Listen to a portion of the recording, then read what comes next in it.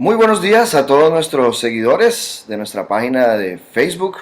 Les saludamos de la empresa Servicón Ilimitada en esta mañana, teniendo un momento muy especial, una nueva conferencia de nuestra Escuela de Vida TV. Escuela de Vida es el programa de bienestar que tenemos en Servicón Ilimitada para nuestros trabajadores y también para sus familias y para la comunidad en general. Les damos una cordial bienvenida, un cordial saludo. Hoy día sábado a las 9 de la mañana ha sido nuestra cita para convocar este momento de esta conferencia. Hoy tenemos un tema muy especial, un tema bastante actual para la necesidad que en este momento tenemos en el mundo entero. Estamos viviendo tiempos donde necesitamos adaptarnos a muchos cambios, necesitamos tomar decisiones en todo sentido, tanto a nivel empresarial, a nivel familiar, a nivel personal, y qué bueno que podamos proveer este espacio para ello. Saludamos también a todos nuestros clientes, quienes también están pendientes de nuestras transmisiones, nuestros guardas de seguridad, también la comunidad en general, que mientras se van conectando a esta transmisión en vivo en Facebook, podemos conocer un poco más de lo que vamos a hablar el día de hoy. El día de hoy tenemos a un invitado muy especial, una persona de la que en lo personal yo he aprendido muchísimo. Parte de todo este gran proyecto de Escuela de Vida nació de todas las charlas y de todos digamos, los procesos de mentoreo que tuvimos con él hace algunos años. Y pues para mí es un honor y también un privilegio poder tener a una persona que es muy especial para esta casa y que nos va a dar una gran charla. De verdad, yo estoy también muy a la expectativa de aprender. Siempre que hablo con él y siempre que escucho sus conferencias, me ayuda a crecer muchísimo. Y en esta oportunidad tenemos a esta persona y va a hacerles esa charla también a todos nuestros trabajadores y a todas las personas para que lo conozcan también. Quiero invitar a el señor Luis Díaz Rogeles. Él es nuestro invitado especial el día de hoy, en el que vamos a estar compartiendo con él algunas vivencias, algunos momentos especiales.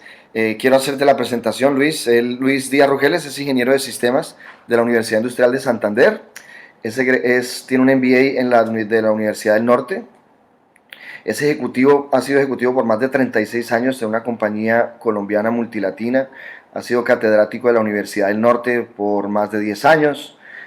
Hace parte de la junta directiva de diferentes empresas de los diferentes gremios a nivel de empresas de servicios públicos, empresas de energía, empresas de retail, transporte, seguridad, moda, tecnología, alimentos y entre muchas otras. Y ha sido asesor de empresas de los mismos sectores. Entonces creo que hoy vamos a aprender muchísimo de Luis y te doy la bienvenida, Luis, a este espacio que es para ti hoy, Escuela de Vida TV. Cristian, muchísimas gracias. Buenos días a todos, a todas las personas que están en esta conferencia, escuchándola. Y la verdad es que es una oportunidad muy grande de compartir con ustedes y por supuesto de aprender. Siempre que uno comparte algún conocimiento, lo más importante se lo gana uno porque aprende muchas cosas. Voy a proceder a compartir la presentación que para tal efecto tengo. Hoy vamos a hablar del concepto de liderazgo. Pero vamos a hablar del concepto de liderazgo adaptativo. Eh, Esta es una escuela de liderazgo, eh, es una escuela de liderazgo que ha sido desarrollada desde hace un tiempo. eh, Perdón un segundo, estoy conectando acá.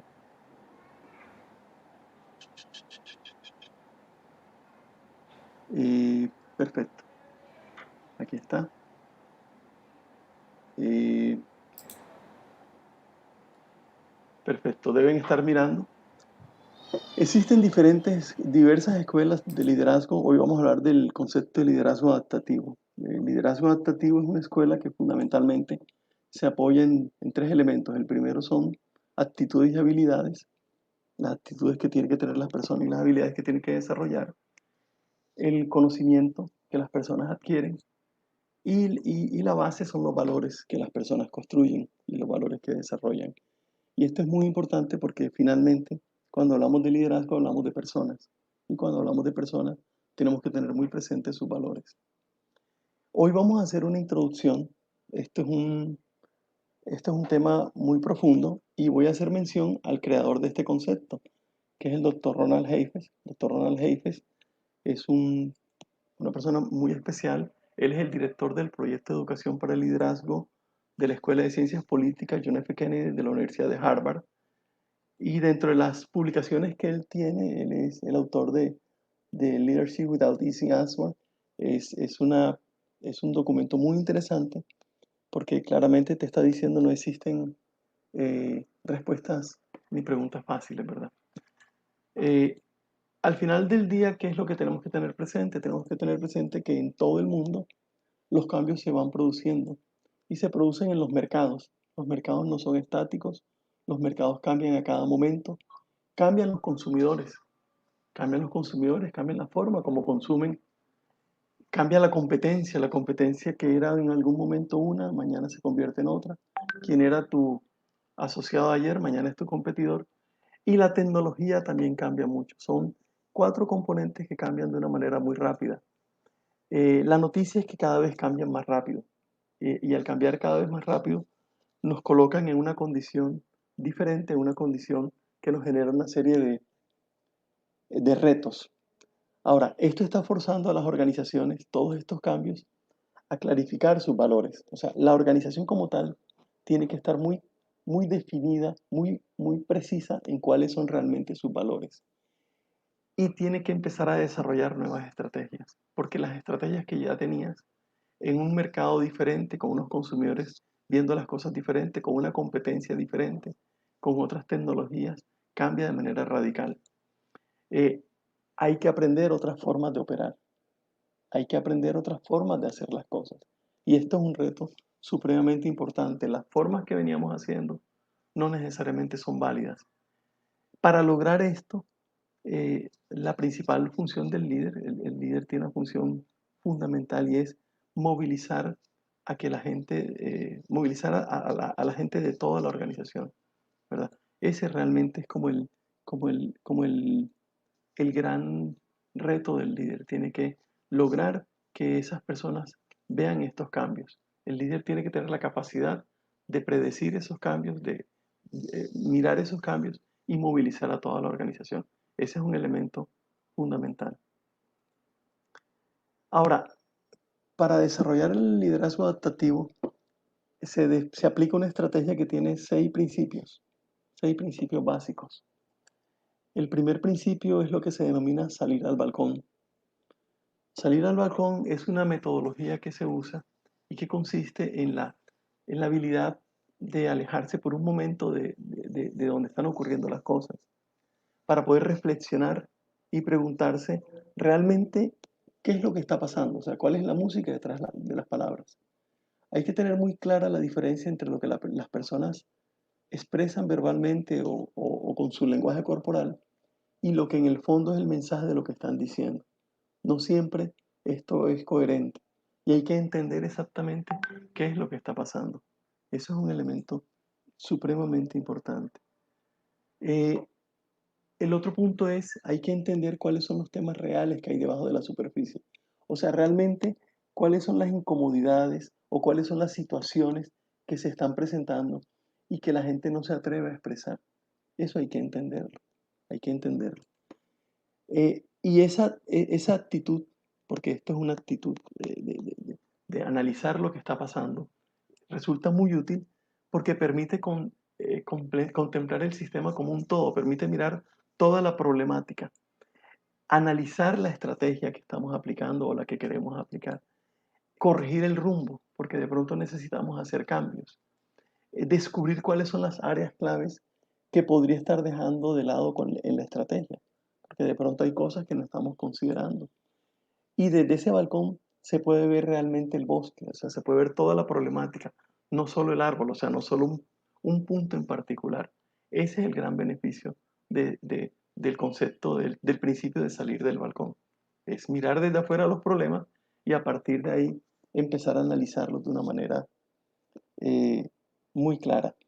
Muchas veces uno está en una reunión y hay una discusión y casi que uno se coloca como si estuviera en una cámara que está mirando desde arriba y mira a todos los actores de la reunión y empieza a mirar las posiciones de cada actor. Y al tratar de entender y de interpretar esas posiciones y lo que están expresando, empieza uno a entender de fondo qué es lo que está generando la situación. Si al momento de entender qué está pasando, empieza a construirse las soluciones. Hay que identificar el riesgo y el desafío. Claramente estamos asociados a un riesgo y a un desafío, y eso hay que identificarlo definitivamente, porque eso es lo que nos permite entender cómo vamos a actuar. Y hay que distinguir entre aquellos aspectos de la situación que exigen un aprendizaje en lugar de acudir a la experiencia. Este es un elemento muy, muy importante. Muy importante porque hay que tener muy claro que la experiencia que traemos, que es el resultado de lo que hemos venido haciendo por mucho tiempo, no necesariamente me va a generar las herramientas para resolver el problema que estoy enfrentando. Muchas veces necesito aprender cosas nuevas para a partir de ese aprendizaje buscar nuevas formas de hacer las cosas. No estamos diciendo que la experiencia debe desecharse, estamos diciendo que hay momentos en que la experiencia es muy útil, pero hay momentos en que la experiencia no debe tenerse en cuenta, porque se convierte en un obstáculo. Ese es el caso común cuando una persona, después de 20 años en una empresa, dice, yo siempre lo he hecho así, no lo voy a hacer diferente. Es que siempre me ha funcionado así. No, hay momentos en que tienes que aprender nuevas cosas, nuevas formas de hacerlo. El tercer principio es mantener la atención de la gente centrada en los temas más complejos, porque hay muchos temas que se presentan en la situación, pero hay que enfocarse en los que realmente son el centro fundamental del problema. Hay que orquestar el conflicto que habitualmente se genera, o los conflictos. El conflicto es muy importante. El conflicto es la base de la creatividad y la base del cambio. En la medida en que el conflicto se orqueste, o sea, se haga de una manera coordinada, en la medida en que eso se haga ordenadamente, va a permitir que nosotros escuchemos a las personas y que a partir del conflicto generemos nuevas formas de hacer las cosas. El conflicto es muy importante y muchísimas veces las organizaciones no quieren entrar en conflicto, las personas no entran en conflicto. Y para no entrar en conflicto, dejan que las cosas sigan avanzando como están y esa no es la solución. Hay que tener presente que el conflicto enriquece, pero hay que tener presente que hay que administrar el conflicto, hay que orquestarlo. El cuarto principio es desarrollar la capacidad de la gente para que asuma la responsabilidad del cambio y se haga cargo de algunos riesgos de la situación.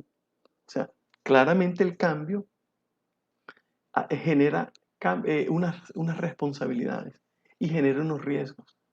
Es normal y tiene que hacerse la gente a cargo de esto.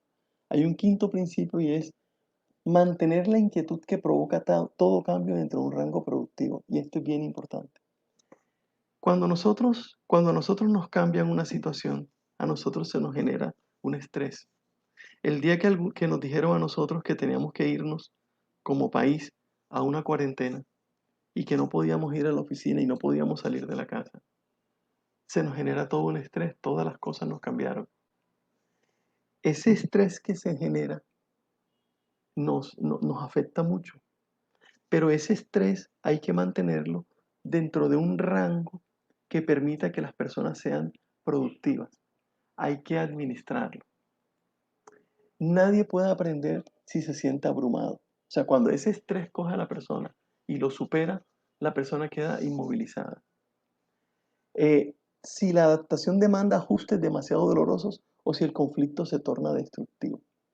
Claro, la persona queda abrumada porque de pronto le está doliendo lo que está pasando o se está destruyendo. Entonces, ¿cuándo se destruye? Cuando empieza la cuarentena y la persona tiene que abandonar su negocio o su trabajo es suspendido y esto lo empieza a destruir.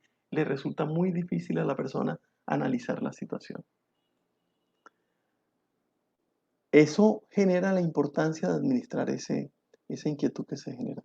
El sexto principio es impulsar y proteger a quienes están deseosos de ejercer el liderazgo desde las bases. Esto es bien importante. En la organización El conocimiento no está en unas pocas personas, está en toda la organización, está en todas las personas que la conforman. Desde la persona de más alto rango hasta la persona de más bajo rango en la organización, tienen la capacidad de aportar algo que nos puede enriquecer una solución. Y nosotros tenemos que tener la capacidad de escuchar a todo el mundo. Y muchas de las personas que tienen por aportar no lo hacen por temor, y esas personas deben ser protegidas. Frecuentemente se trata de personas que están más cerca del mercado y pueden aportar ideas más valiosas. La persona, el operario, el vigilante, el vendedor, la persona que está de cara al cliente, está entendiendo y de cara al mercado está entendiendo mejor la problemática o la está entendiendo de una manera más práctica. Hay que escucharlo. Esos individuos, esas personas necesitan apoyo. Y aunque, bueno, esta es como una estadística que menciona el autor, un 60% de las veces no tienen razón, se equivocan. Un 40% de las veces sí tienen razón. Y nosotros, ninguna empresa puede darse el lujo de perder ese conocimiento que es ese 60%. ¿Esto a qué nos lleva? Nos lleva a que nosotros siempre debemos tener presente que las razones del éxito de ayer pueden ser las razones del fracaso de mañana. Las cosas como yo hacía, la forma como yo hacía las cosas ayer, no necesariamente me van a llevar a los mismos resultados en el día de mañana. Ante los cambios, los que sobreviven no son los más inteligentes, ni los más fuertes, ni los más grandes. Sobreviven los que mejor se adapten a esos cambios. Esa es una realidad absolutamente de apuño. Y eso ha ocurrido a través de la historia de la humanidad. No son los más fuertes. Hemos visto organizaciones muy fuertes desaparecer, muy grandes desaparecer en diferentes momentos de la historia. Hemos visto personas muy brillantes que no superan una situación. Hemos visto gente muy fuerte, organizaciones muy fuertes que tampoco la superan. ¿Quién la supera? Aquellas personas o aquellas organizaciones que tienen una mayor capacidad de adaptación, que pueden ajustarse a esos cambios. La noticia es que cada día los cambios son más frecuentes. Los cambios, uno se pone a observar y el ciclo de vida de los productos cada vez es más corto. Antes uno compraba un teléfono y ese teléfono tenía una vida de 3 4 años. Hoy un teléfono está cambiando en el mismo año, a través de software cambia 4 o 5 veces. Hay nuevas versiones del software que hacen que funcione, que tenga nuevas funcionalidades. Y cada 2 3 años o cada año hay nuevos modelos. Y lo que antes era válido ya deja de ser válido. Con lo cual lo único constante es el cambio. Lo único constante es el cambio y nosotros tenemos que entender que eso es así. Los cambios pueden producir crisis. De hecho, la pandemia nos ha producido una crisis muy importante, pero es una crisis que no afecta a una comunidad, que no afecta a un país, afecta a la humanidad. Y esas crisis generan oportunidades. Hoy uno encuentra organizaciones que están siendo exitosas en esta crisis, organizaciones que están desapareciendo y organizaciones que tienen que transformarse para poder seguir vigentes. El reto es ampliar la zona de confort. Todas las personas, todas las organizaciones se mueven dentro de una zona de confort. Esa zona les genera unas comodidades y esa persona dentro de esa zona se desempeña de una manera apropiada. Cuando esa zona se amplía, la persona se incomoda o la empresa se incomoda. En la medida en que se ajuste a esa nueva zona de confort, va a poder sobrevivir. Y ese es el ejercicio de vida. En el liderazgo adaptativo, nosotros encontramos que se genera un conflicto entre las creencias que traemos y la realidad que enfrentamos. Hoy hay un conflicto muy grande entre el comercio en línea, online, y el comercio físico. Ayer estaba escuchando la noticia de que la organización Zara hizo 2 anuncios a nivel mundial. Va a cerrar 1.200 tiendas y va a invertir más de 100 millones de euros en su estrategia tiendas online. ¿Qué está pasando? Tiene muchísimas tiendas que están cerradas y ha decidido cambiar su estrategia para llegar al mercado. La creencia es que las personas cuando van a la tienda tienen la experiencia de tomar una prenda, tocarla, probársela y a partir de allí deciden la compra. La realidad es que hoy no pueden ir a la tienda. Entonces, para poder llegar al cliente, necesitamos una herramienta diferente. Eso es un cambio muy fuerte. La forma como yo atendía al cliente cuando llegaba a la tienda y le mostraba la prenda, ya no la voy a poder hacer. Voy a tener que atenderlo a través de un servicio online. Hay que movilizar a una organización a que adapte sus comportamientos y pueda tener éxito en el nuevo ambiente de negocios. Ese es realmente el quid del liderazgo administrativo, adaptativo. Es la capacidad de ese líder de movilizar a toda la organización para que se adapte a los nuevos comportamientos, los adapte, los adopte y pueda tener éxito en las nuevas condiciones. Ese es el gran reto. Los líderes no tienen que saber todas las respuestas, pero están obligados a identificar los cambios y lograr que la organización se adapte a ellos. Nosotros hemos crecido con el concepto de que el líder lo sabe todo. Y eso arranca desde la forma como nosotros fuimos educados. Cuando nosotros teníamos nuestros profesores en el colegio, el profesor era el que tenía el conocimiento. Y nosotros le preguntábamos, el profesor nos enseñaba y nosotros le preguntábamos y él sabía todo. Eso ha cambiado.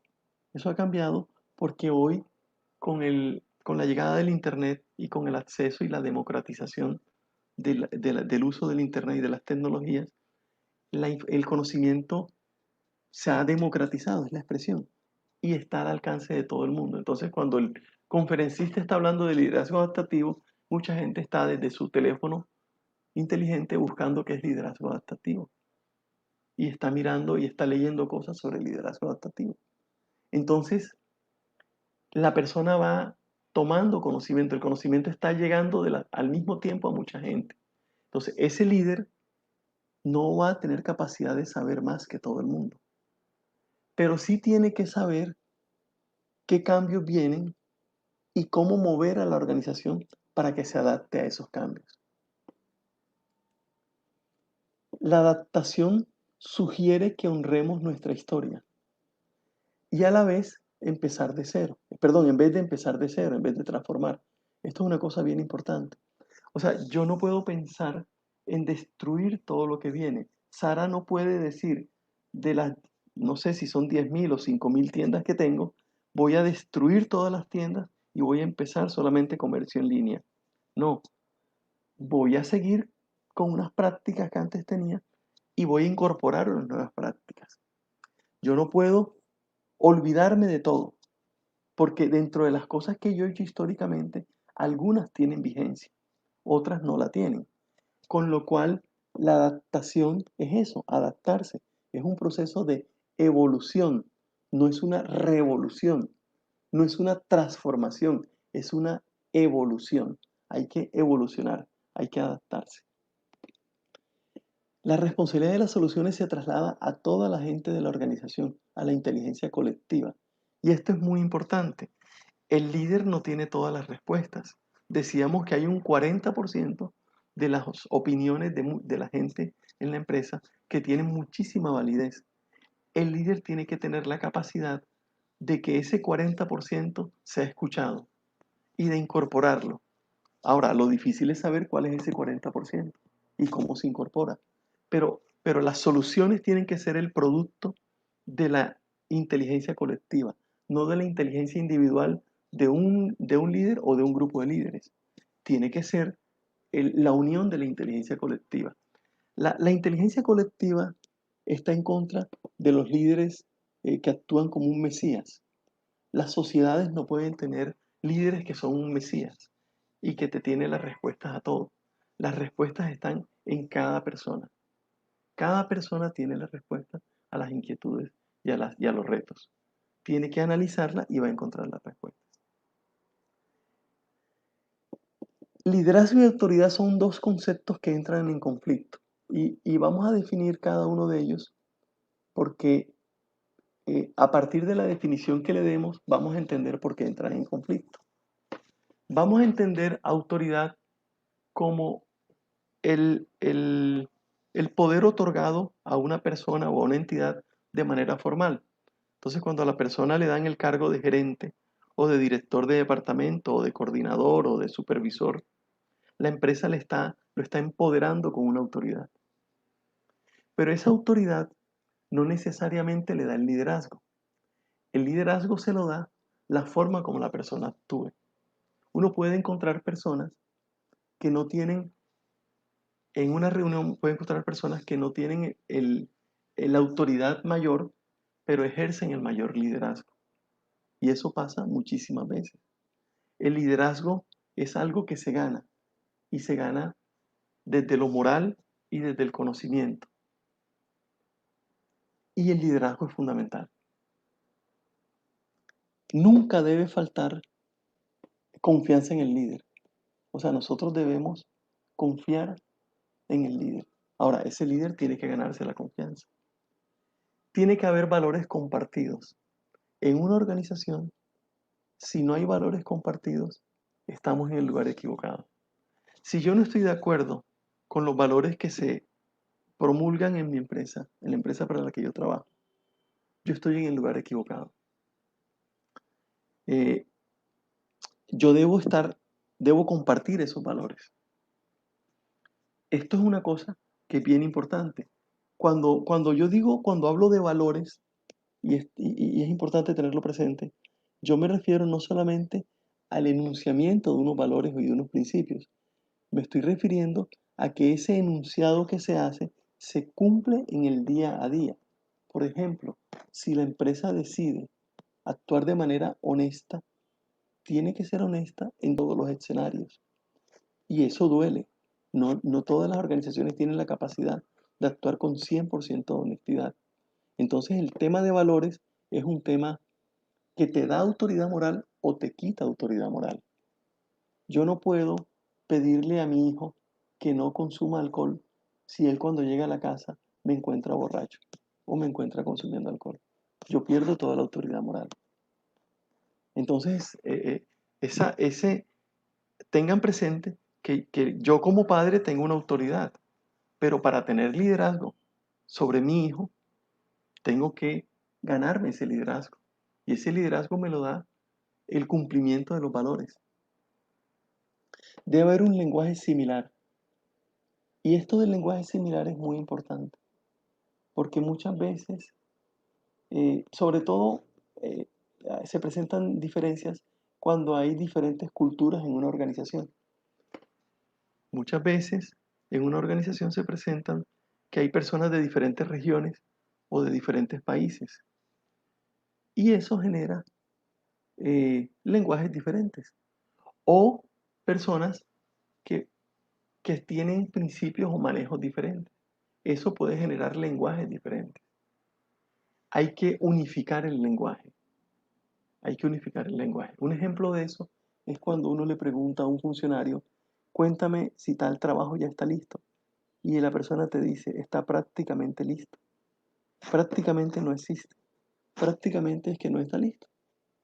El trabajo tiene que estar listo o no está listo. Entonces, hay que precisar el lenguaje. Muchas veces es un tema cultural, muchas veces es un tema, eh, digamos, cultural de región, a veces es cultural de organización. Cuando en una empresa se interactúan con diferentes países, uno encuentra diferencias. Por ejemplo, si usted interactúa con un ciudadano español, ese ciudadano español se expresa de una manera muy diferente a cómo se expresa el ciudadano colombiano. El español es más directo, el colombiano da más vueltas para decir las cosas.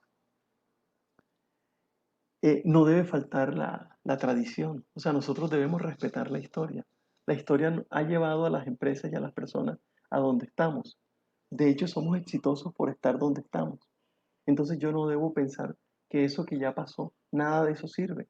No, todo eso tiene mucho valor, eso hay que respetarlo. Eh, Debe haber lazos de afinidad entre los miembros del grupo. Y esta es una característica muy importante, sobre todo en nuestro medio latino. En nuestro medio latino nosotros necesitamos tener afinidades, necesitamos identificarnos con las personas emocionalmente para poder sentirnos cómodos al interactuar con ellos. Hay culturas, como las culturas nórdicas, en donde dos personas, uno está al lado del otro, se odian y cada uno hace su trabajo y no tiene ningún problema. Nosotros no, a nosotros nos cuesta mucho eso. Eso es un problema, con lo cual es importante que exista afinidad. Debe haber familiaridad con el conflicto. O sea, nosotros debemos entender el conflicto como algo positivo, administrarlo, saberlo manejar. Conflicto no es pelear, conflicto es entender que estamos en desacuerdo y analizar por qué estamos en desacuerdo y estar dispuesto a ponerse de acuerdo. Cuando yo estoy dispuesto a ponerme de acuerdo, yo debo estar dispuesto incluso a cambiar de opinión. Entonces, yo debo, cuando voy a enfrentar un conflicto, ¿qué es un conflicto? Simplemente que mi contraparte o mi compañero, lo que fuere, piensa de manera diferente sobre esa problemática. Eso ya genera un conflicto. Un conflicto no es una pelea. Y ese conflicto, que es esa diferencia de opiniones, enriquece.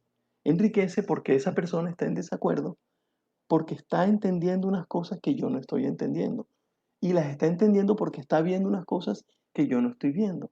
Entonces, en la medida en que yo logre entender y logre ver lo que él está viendo y lo que está entendiendo, yo me voy a enriquecer.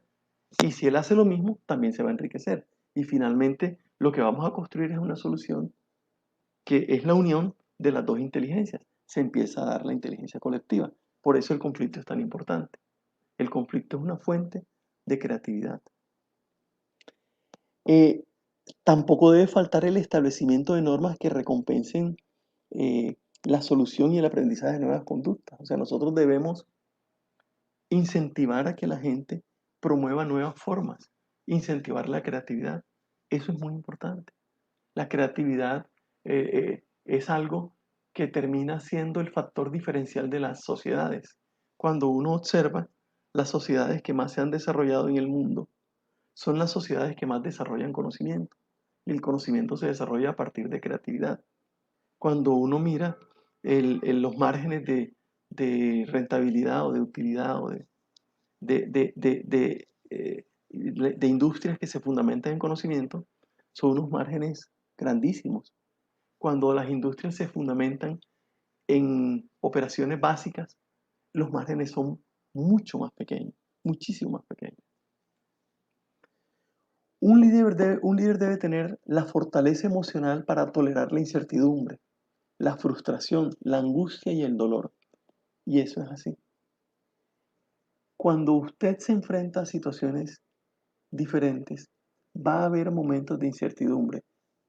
Todos nosotros, yo pienso que todas las personas que estamos hoy vivas y que tenemos uso de razón, desde que empezó la pandemia, ha habido muchísimos días que nos hemos levantado con mucha incertidumbre, con mucha frustración, con mucha angustia, con mucho dolor.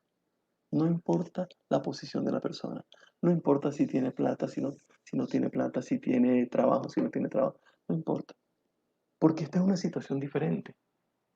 Entonces nosotros tenemos que tener la capacidad, el líder tiene que tener la capacidad de tolerar esa incertidumbre, esa frustración, esa angustia y por supuesto ese dolor. Ahora, el líder necesita confidentes, o sea, necesita alguien con quien compartir lo que está pensando.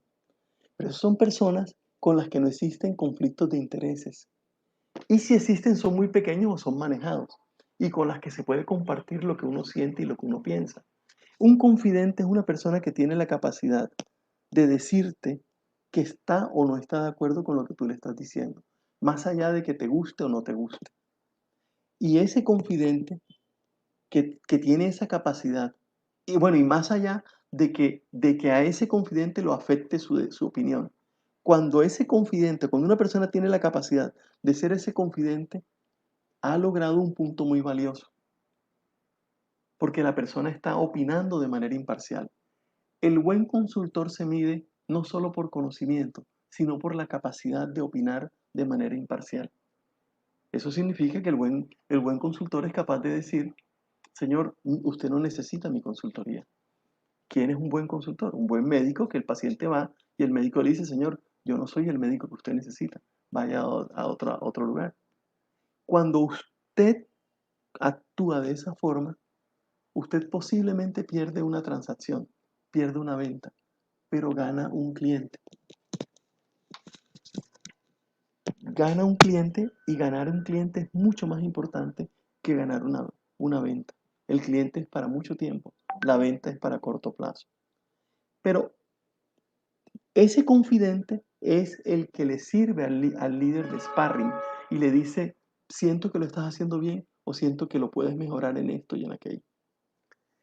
Un líder, desde arriba o desde abajo, o sea, no importa en qué lugar de la organización esté, con autoridad o sin autoridad, o sea, puede ser el presidente de la compañía o el funcionario de más bajo rango, tiene que comprometer a otras personas a enfrentar el desafío, ¿sí? O sea, tiene que lograr el compromiso de esas personas, a ajustar sus valores, a que las personas sean capaces de revisar sus valores, a cambiar las perspectivas, o sea, la forma como ven las cosas, y a aprender nuevos hábitos, o sea, aprender nuevas formas de hacer las cosas.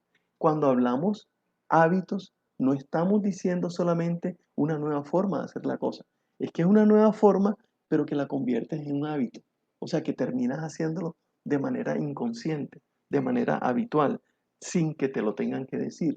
Entonces, ese líder, no importa dónde esté, tiene que tener esas capacidades.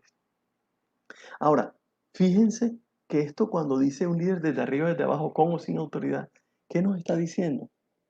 Que la capacidad de ejercer el liderazgo está en toda persona, no está en los mandos altos de la organización, no está solamente en los ejecutivos de la organización, está en todas las personas. De hecho, todos somos líderes, definitivamente todos somos líderes. Eso un poco es lo que quería compartirles como una introducción al concepto de liderazgo adaptativo. No sé, Cristian, si hay alguna inquietud. Bueno, Luis, hemos aquí visto algunas preguntas de nuestros eh, compañeros, aquellos que se han conectado. Hemos encontrado aquí algunas también definiciones. Y aquí hay una pregunta que me manda alguien en el chat. Me eh, dice, ¿cómo hago para que mi jefe o mi líder se adapte a los cambios si yo soy su subalterno, por ejemplo?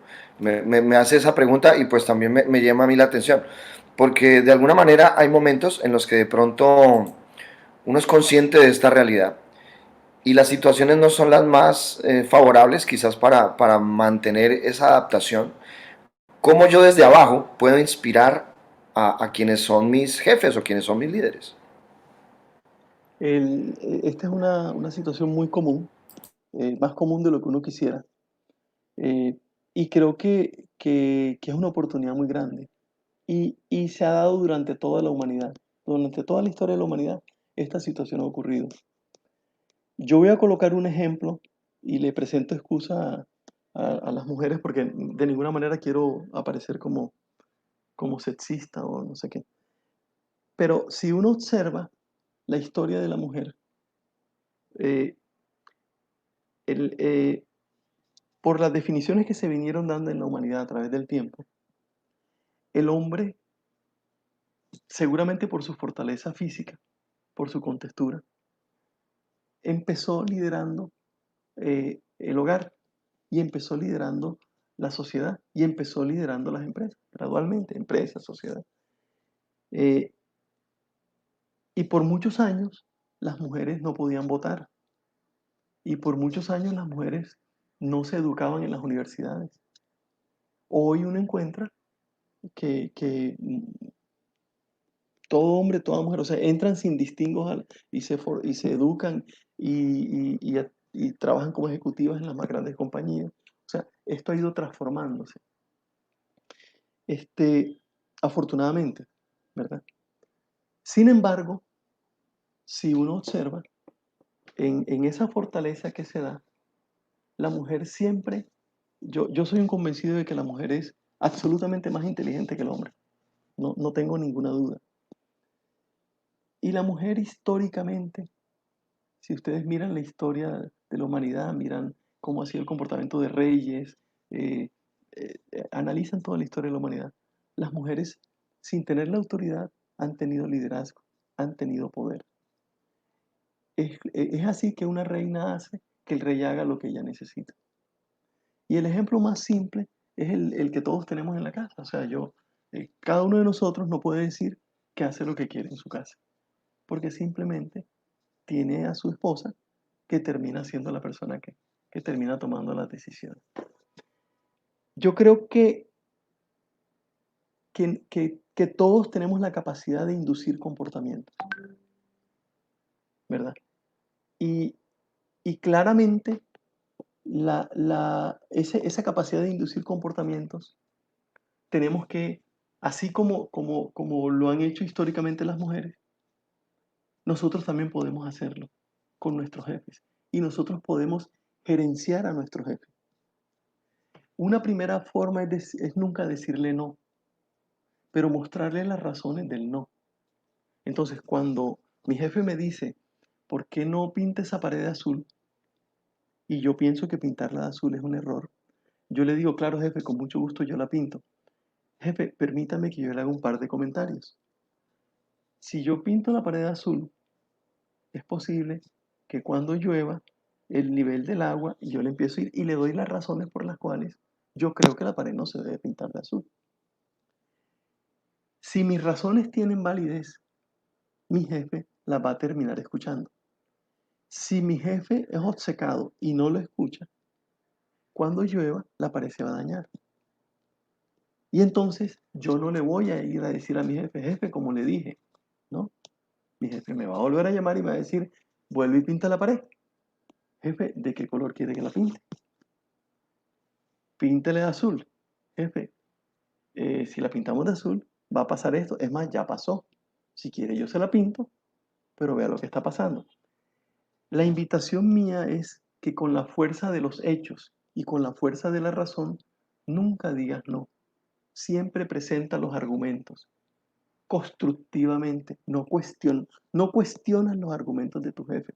Presentas tus argumentos en pro de que no se pinte de azul la pared.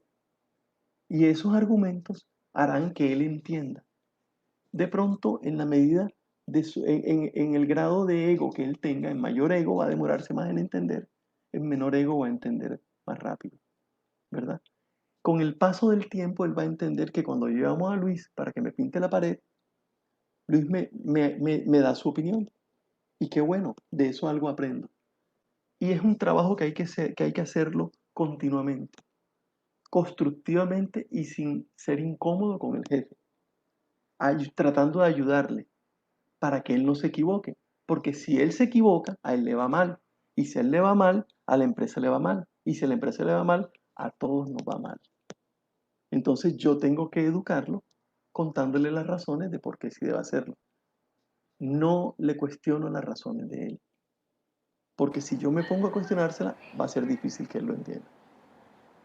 Sí, Cristian. Así es.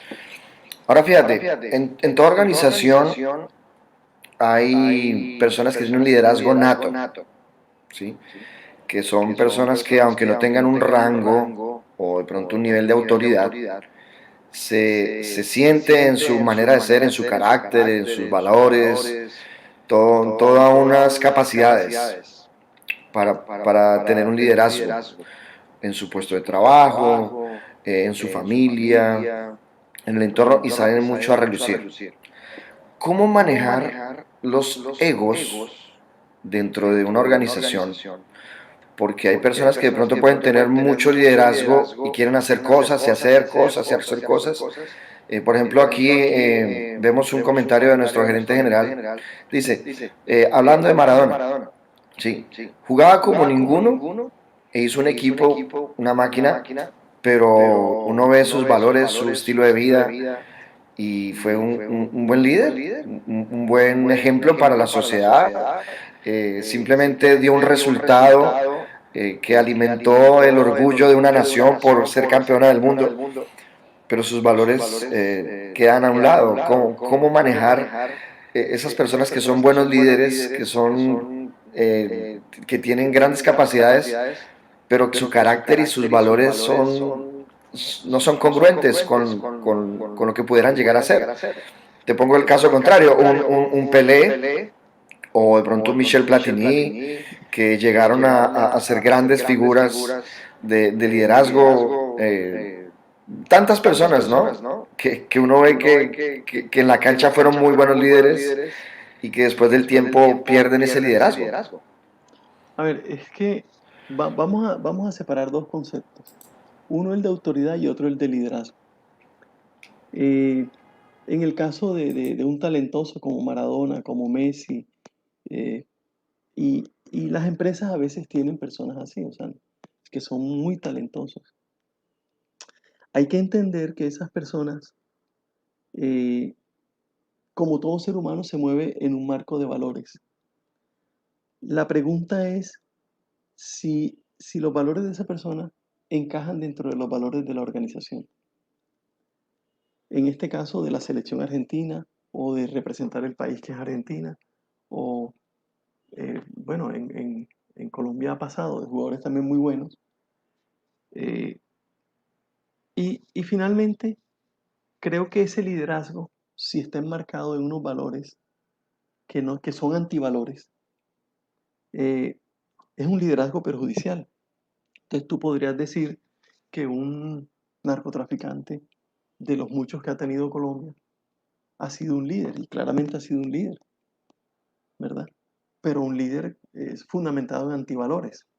Entonces, ¿quién, ¿quién está en esa organización? Aquella persona que está de acuerdo con esos antivalores. Eh, en un equipo de fútbol que representa un país, yo creo que el reto de un técnico, y ni siquiera de un técnico, de una sociedad, es no se puede privilegiar el talento sobre los valores. Yo les voy a colocar un ejemplo. Yo les voy a colocar un ejemplo. Hay una organización de la cual yo formo parte del consejo directivo que se llama Fútbol con Corazón.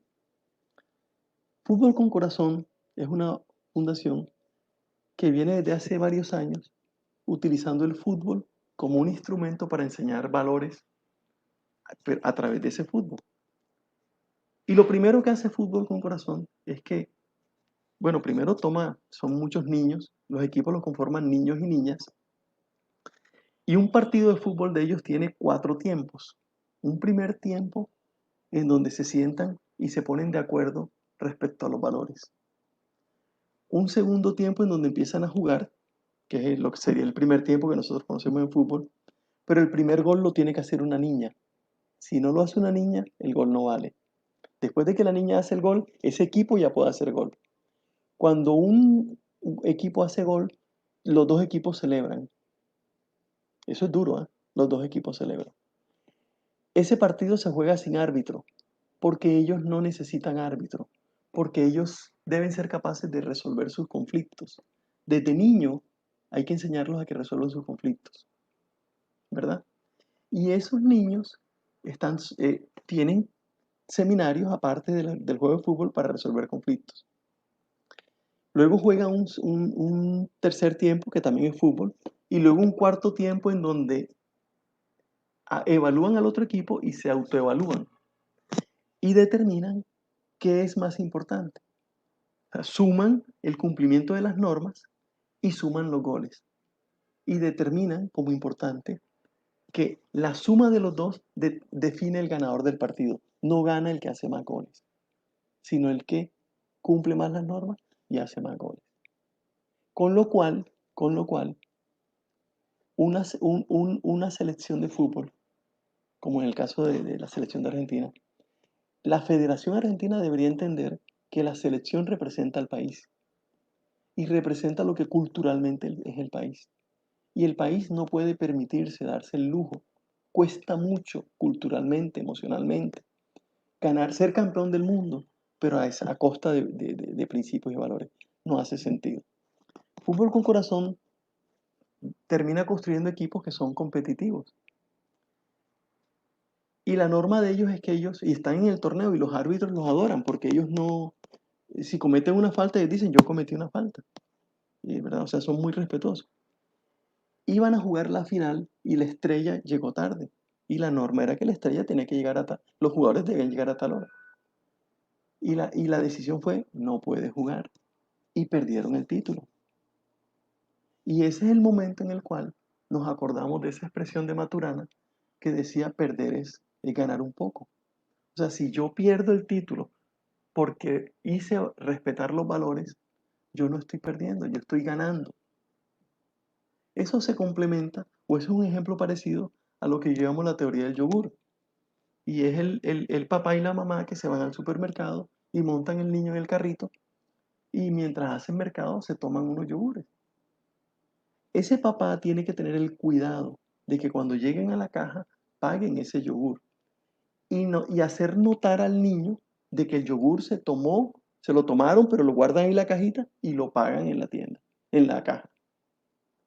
Porque si ellos no hacen eso, el niño empieza a pensar, mi papá es muy vivo, porque mi papá, mira, se toma los yogures y no los paga. Pero eso que empieza con un yogur termina en cosas más grandes cuando la persona es un profesional. Entonces, hay que privilegiar el cumplimiento de los valores. Entonces, un jugador, y hemos visto muchos casos, yo he visto casos, aquí se dio un caso, Ovelar alguna vez, el árbitro pitó penalti, y Ovelar fue y le dijo al árbitro que no había sido penalti, que eso no había sido mano. Como también se han visto casos de personas que el árbitro pita penalti y el jugador coge la bola y la bota, no hace gol. Porque el objetivo del fútbol, el objetivo de la vida es lograr las metas, pero importa la forma como se logren. La forma como se logren es determinante. De hecho, es más importante que el resultado. El resultado vendrá. Si yo hago las cosas bien, el resultado vendrá. Entonces, siempre hay que privilegiar los valores. El día que nosotros seamos capaces de hacer eso y de enseñarle a nuestros hijos eso, la sociedad es otra. Cambia totalmente. Sí, Sí, yo creo que vamos a tener que hacer algún otro programa hablando de esos valores tan importantes, sobre todo en un mercado como la seguridad privada, donde el principal quizás conflicto es que las personas confíen en la empresa, confíen en un extraño que les está guardando sus pertenencias, sus bienes, ¿no? Y creo que aquí hay mucho que hablar, Luchito, de verdad. Es algo muy interesante que me estás dando esa idea para poder hacer una nueva... sí. Sí. Que una cosa, Cristian, importante. Estamos hablando de valores, pero claramente el liderazgo adaptativo se fundamenta en valores. O sea, yo no puedo pensar en Sí, no liderazgo es de ningún posible. tipo si no tengo valores. O sea, no hace ningún sentido. No hace ningún sentido, ¿verdad? Cuando hay valores, los egos empiezan a disminuirse. Los jefes empiezan a escuchar a los subalternos cuando hay valores. Yo creo, y lo creo porque lo he vivido por muchos años, un subalterno tiene toda la capacidad, absoluta capacidad, de liderar a su jefe. Tiene Es un toda la arte. capacidad, pero toda la capacidad. Ujú. Y si no, que le pregunte a su esposa que le enseñe. Eso lo tiene, eso lo tiene. Sí. Hombre, Luis, no sé si quieras darnos una conclusión, unos consejos finales a nuestros guardas de seguridad, a quienes aprovechamos para saludar también, que se conectan desde Valledupar. Nos dieron unos mensajes también. Aquí tenemos a Edith Núñez también desde Barranquilla, que nos manda un saludo.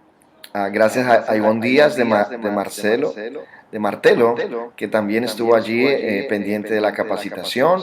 Gabriela Osorio, también que se conecta aquí de la ciudad de Barranquilla, Steven Spitia, Dairo Domínguez, que siempre está pendiente de nuestras capacitaciones. Nuestros guardas de seguridad escuchan este mensaje, de pronto ahorita en el en vivo no lo escuchan, pero en la noche cuando llegan a casa a descansar, están viéndolo con su familia. ¿Qué mensaje y qué conclusión nos podrías dejar a nosotros como guardas de seguridad en No, este momento que estamos sí, viviendo? sí, yo creo que es un mensaje que aplica a todo el mundo, a todo el mundo. O sea, eh, son cosas muy elementales. Este es un mundo, el mundo actual es un mundo que está sometido a cambios permanentes, absolutamente a cambios permanentes. El cambio es constante. Nosotros no tenemos forma de evitar que las cosas cambien. La noticia es que esos cambios son cada vez más rápidos. En la medida en que nosotros tengamos la capacidad de adaptarnos a esos cambios, nosotros vamos a perdurar en el tiempo, como personas, como empresa, como todo. Tenemos que tener esa capacidad. El liderazgo adaptativo lo que te dice es, tienes que adaptarte a todos esos cambios, pero siempre, siempre tienes que hacerlo fundamentado en valores. Tienes que estar fundamentado en valores, tienes que tener conocimiento y tienes que tener actitudes y habilidades. Tú puedes liderar. ¿Y quién eres tú? Es toda persona. Todos somos líderes. Todas las personas somos líderes. Posiblemente no todos tenemos autoridad en la organización. O unos tenemos menos o más que otros. Pero todos somos líderes. Y realmente el sentido de ese liderazgo se mide en la capacidad que yo tenga de movilizar a las personas y transformar a esas personas para que vean esas realidades y se adapten a esas realidades y cambien sus hábitos. Entonces yo tengo que tener la capacidad de transformar a mi jefe, a mi colaborador, a mi par, a mi subalterno, a mis hijos, a mi esposa, a todo el mundo. Pero tengo que estar abierto a que me transformen a mí, a que me enseñen cosas. Todo fundamentado en valores. No hay otra forma, no hay otra forma. Los valores lamentablemente se han utilizado mucho comercialmente en las empresas para decir que tienen visión, misión, valores y tal. Lo que, lo que la sociedad tiene que entender, y sobre eso hay autores que han trabajado mucho, es que los valores generan valor.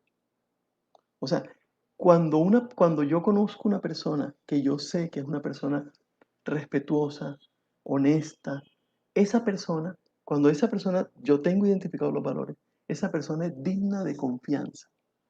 Cuando la persona es digna de confianza, yo todo lo que me dice esa persona lo empiezo a escuchar y esa persona empieza a poder transformarme con sus mensajes. Entonces, si quieren una sola palabra, a través de vivir en valores, construyan confianza con las personas que están a su alrededor. Y cuando ustedes ganen esa confianza, ustedes podrán transformar a todas las personas que están a su alrededor. Esa confianza tiene una característica muy particular. Se construye con mucho tiempo y se destruye en un segundo. Esa confianza es como un jarrón muy bonito, esos jarrones chinos, una cerámica que si se cae se vuelve mil pedazos y no tiene forma. Es muy difícil de volver a construirlo. Le quedan heridas, le quedan cosas mal armadas. Entonces, si quieren un único mensaje, actúen en valores. Y a partir de ahí van a poder liderar muchas cosas. Sí, Cristian. Hombre Luis, ha sido un privilegio, de verdad, tenerte con nosotros. Esperamos una nueva oportunidad poder tenerte y agradeciendo de verdad por sacar de tu tiempo, de tu agenda, para poder estar en este espacio diseñado para nuestros guardas, nuestros seguidores. Escuela de Vida TV hace parte también de todo este proceso que hemos trabajado juntos, entonces también eres parte de ella. Gracias, Cristian, muy amable y de verdad que todo un gusto estar con todos ustedes y bueno, y con todas las personas que están escuchando esta intervención y que seguramente la van a escuchar otras personas. Muchísimas gracias. Así es. Muy amable. Perfecto. Gracias, Luis. Y así nos despedimos de nuestros seguidores. Les pedimos que compartan este link para que puedan también muchas personas poder conocer esto que estamos haciendo. Recuerda que en Serviconi estamos aquí con Escuela de Vida, para apoyarte para lo que necesites. Puedes establecer nuestras líneas de bienestar. También en nuestros correos electrónicos, nuestra página de internet. También puedes tener acceso a esta información. Y con esto nos despedimos, dándoles muchas gracias a todos los que estuvieron hasta el final. Y para una próxima oportunidad, nos vemos en una próxima emisión. Recuerdan, en Serviconi, cuidamos lo que más quieres. Feliz resto de día.